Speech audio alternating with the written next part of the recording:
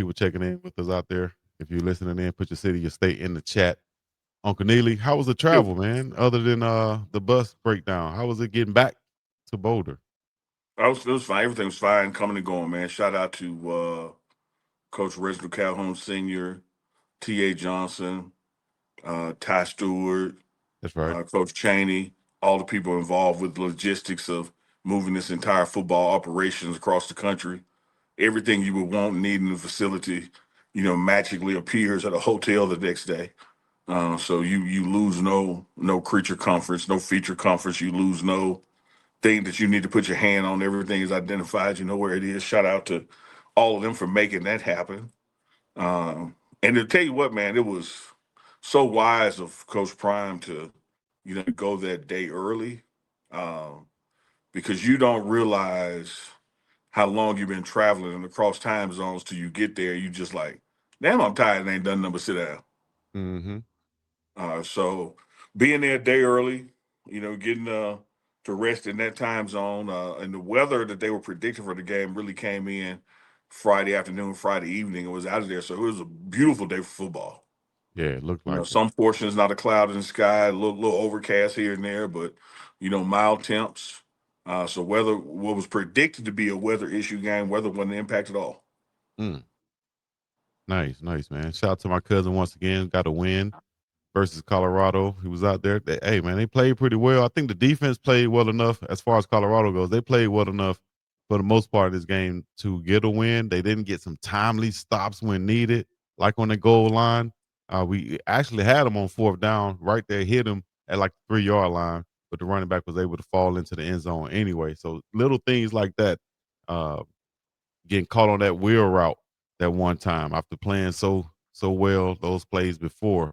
I think just little things, penalties caught up with us, uh, certain plays here and there caught up with us on the defense side of the football, but offense I think played well enough to win. Also, just it's at least for Julian Lewis's first game. You need time out, Chick. Chick, I'll burn the time out for you. You need time out. Can we get a 20-second timeout, please? I'll take a 30. Oh, man. I ain't got time for this. I can't go to jail. I got work in the morning. Well, you best be calling Big Mama. What's Big Mama gonna do for me? No, Big Mama's bail bonded. She'll get you out fast. 504 Big Mama. Oh, what's that number again? Was Big Mama's number? 504 Big Mama. 504-244-6262.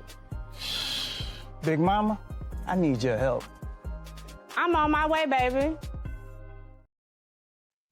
Chico and Uncle Chico actually went to commercial. Hey, dog, look, it's called a media timeout. Chico, I feel you, dog. I ain't mad at you. Get it to you. Look, what good they do you in the locker room? None. Not What at what all. good what good do they do you on the bus ride home? None. Not at all. You better use that timeout. Man, chat so funny, man. Shout out to Big Beast Franklin in the chat. Unc, you got some good footage, man. Talk about the game and your experience, dog. You was able to see Well, Unc. that's where we were. It took Tamika and Okay. Tammy interrupted. Then you came back, asked me how I'm doing. Then said I want to go to the chat. And I can tell then that if the ref see this joker wobble one time, it's gonna be concussion protocol. Let me burn the timeout so he can stop wobbling around the field and gain his damn composure before we lose him for the rest of this game and the next one. That was a good call, coach. That was a good call right there from the corner. Yeah. Man, go to the medical tent, man. Act like you get ankle taped or something. Take a couple deep breaths. That's real talk. I saw what you saw. The defense, I'll start there because the past 2 weeks have given up 50 plus points or thereabouts for 100-point plus total, and that didn't happen again. And so, you could see some improvements there. Matter of fact, the first half was almost like this boxing match of people just filling each other out. Nothing was going for either side, and even in that, Chico, you had to take that as a positive sign. Why? I'll tell you why. When you look at what we did against Houston and what this team that we played in West Virginia did against Houston, the litmus test would have suggested it'd been more wide open by then.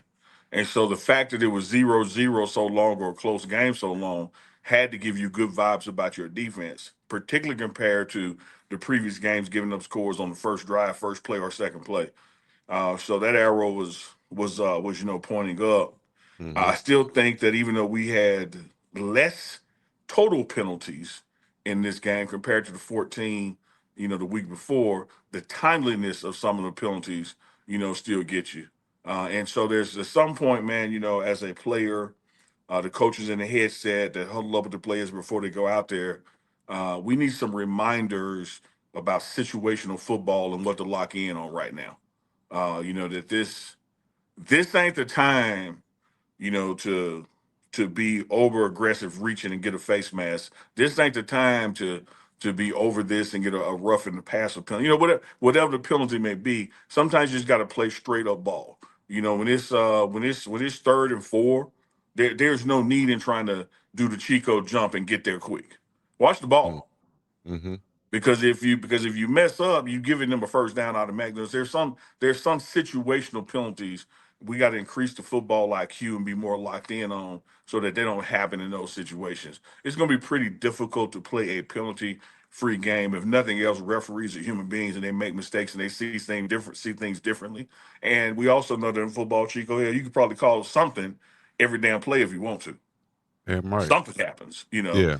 But I think that although the penalty number went down, still situationally need to fix on that. I still think that there was some basic gap integrity and assignment integrity on defense that was blown that may not have looked like an egregious game shifting thing, but when you have a chance to stop a guy for a 1-yard loss or a 2-yard gain and he gets a 6-yard gain because you were in the wrong gap, that changes the dynamic for 2nd and 3rd down.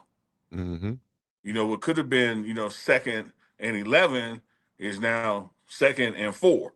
And so it does, sometimes you got to stop looking for, we didn't give up the such and so big play.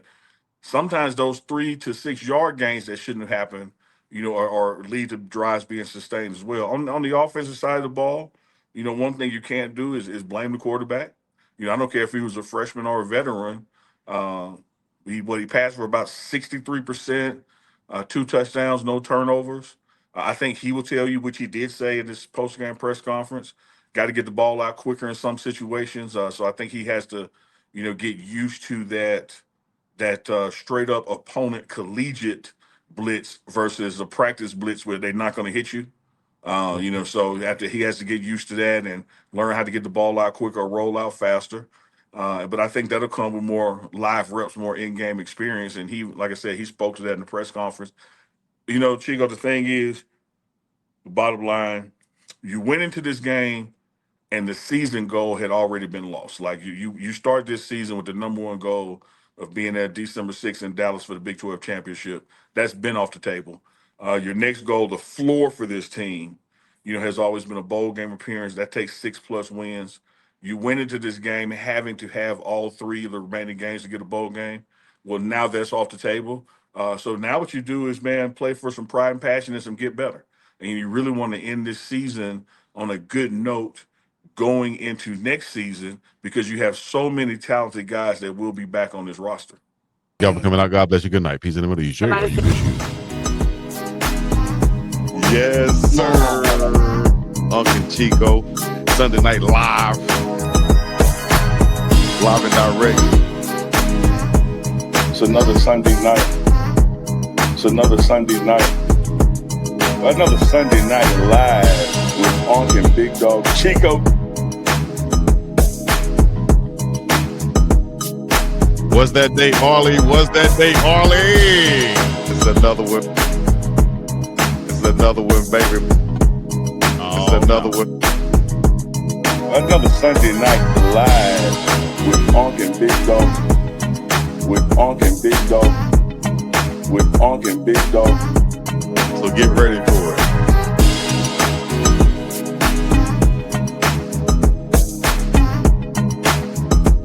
Get ready for it. Another Sunday night live. Unc and Big Dog Chico.